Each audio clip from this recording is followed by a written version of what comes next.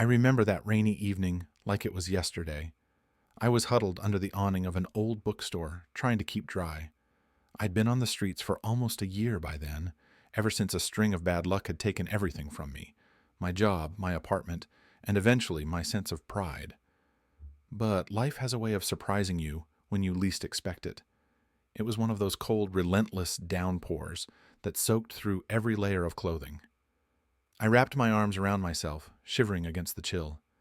The streets were nearly deserted, just the occasional car rushing by, splashing water onto the sidewalks. Then I saw him, a man in a sharp suit, struggling to change a flat tire on his luxury car, right there in front of the bookstore. His expensive umbrella was flipped inside out by the wind, and he was clearly struggling to keep himself and his leather shoes dry. He swore under his breath, fumbling with the spare tire, looking utterly defeated by the situation. Now, I knew I could just walk away. But maybe it was because I hadn't had a decent conversation in weeks, or maybe I just wanted to feel like I could still be useful to someone. So I approached him, hands up in a gesture of peace. "Hey, need a hand with that?" I called out, trying not to startle him. He looked up, surprise flashing across his face. For a moment I thought he'd shoo me away, but he just sighed and nodded. "I'd appreciate it," he muttered, stepping back to let me take a look at the tire. Turns out he didn't even have the right tools to change the tire, but luckily I knew a few tricks from my younger days working in an auto shop. I managed to jack up the car, swap out the flat, and get everything tightened up in no time. He stood there, holding the broken umbrella over me, watching in disbelief. When I was done, I wiped my hands on my tattered coat and offered him a smile. "There you go. Should be good to drive now." He stared at me for a moment, like he was trying to figure me out. "What's your name?" he finally asked. "Daniel," I replied, brushing the rain off my face. "Just Daniel." "Well, Daniel, I owe you one," he said, reaching into his pocket for his wallet. He pulled out $100 bill and tried to hand it to me, but something inside me made me hesitate. I'd been helped by strangers before, and sure, $100 could get me through a few days, but I didn't want him to think I'd done it just for the money. "Keep it," I said, pushing his hand back gently. "Just glad to help." He looked at me like I was speaking a foreign language, but instead of pressing the money on me, he asked, "Where are you staying tonight?" I shrugged, glancing around the empty street. "Wherever I can find shelter, I guess." He nodded slowly, thinking it over. "Look, I'm staying at the hotel down the street. They have hot meals and a warm bed. Why don't you join me for dinner? My treat." Part of me wanted to refuse out of pride, but my stomach growled at the thought of real food, and I hadn't slept in a bed for months. So I accepted his offer, and we walked through the rain to the hotel. It was one of those upscale places that had marble floors and chandeliers in the lobby, the kind where the doorman usually gave me a look that said I didn't belong. But tonight I walked in beside the businessman, and no one said a word. He introduced himself as John, a senior partner at some big law firm downtown. Over dinner, he asked about my story, how I'd ended up on the streets. I told him about losing my job, how I couldn't keep up with rent, how one thing led to another until I found myself without a place to call home. He listened, or really listened, in a way that most people never did. And for the first time in a long time, I felt seen. After dinner, he insisted on booking me a room for the night. I had tried to refuse, but he wouldn't take no for an answer. "Consider it a thank you for your help earlier," he said, "and besides, no one deserves to be out in weather like this." That night, I slept better than I had in ages. The bed was so soft, and the warmth of the room wrapped around me like a blanket. For a moment, I almost forgot what it was like to feel the cold biting at my bones, to sleep with one eye open on a park bench. The next morning, I expected that to be the end of it. I figured John would go back to his life, and I'd go back to mine. But as I was checking out of the hotel, I found him waiting in the lobby. He greeted me with a smile and a cup of coffee. "Morning, Daniel," he said, handing me the steaming cup. "I've been thinking about your situation. I'd like to help if you'll let me." I was stunned. No one had ever offered me a chance like this before. "What do you mean?" I asked, trying to keep the hope out of my voice.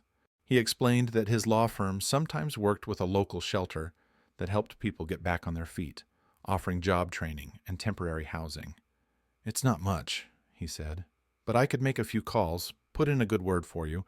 Maybe we can find you something to get you started." I didn't know what to say. Part of me was afraid to trust him, afraid that this was too good to be true. But another part of me, the part that had fixed his tire in the pouring rain, wanted to believe that maybe, just maybe, my luck was finally changing. So I accepted his offer, and true to his word, he made those calls. Within a week, I had a spot at the shelter and was enrolled in a job training program. It wasn't a glamorous life, but it was a start, and for the first time in months, I had hope. I worked hard in the training sessions, and with John's continued encouragement, I managed to land a job as a maintenance worker for a small office building. Every week, John would check in on me, meeting me for coffee or lunch. He became more than just a benefactor. He became a friend. He taught me how to save up what little I earned, how to build a plan for the future. He even helped me find a tiny studio apartment that I could afford on my new paycheck. Months went by, and my life slowly began to take shape again. It was a small life, but it was mine, and I knew that none of it would have been possible without that rainy night, without the moment when I decided to help a stranger with a flat tire. But what I didn't realize at the time was that this wasn't just a simple story of kindness repaid. John had plans of his own, plans that would change both of our lives in ways I couldn't have imagined. One evening, just as I was finishing my shift at the office building, John showed up unannounced. He had that familiar smile on his face, but there was a certain seriousness in his eyes that I hadn't seen before. We walked to a nearby cafe, and over cups of coffee, he told me he had a proposal for me.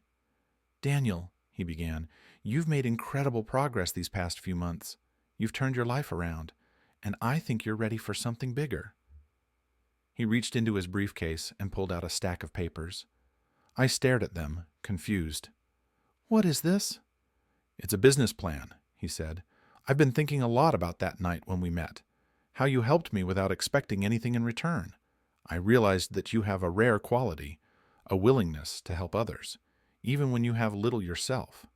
And I think that quality could make you a great business partner." I nearly choked on my coffee. "A business partner? Me?" "Yes, you," he replied firmly. "I've been wanting to start a nonprofit organization, a place where people like you, who've hit hard times, can get a real second chance. Not just a bed in a shelter, but skills training, mentorship, and a community that helps them rebuild their lives. And I want you to help me run it." I sat there, stunned into silence. I looked at the papers, the detailed plans, the vision he'd laid out.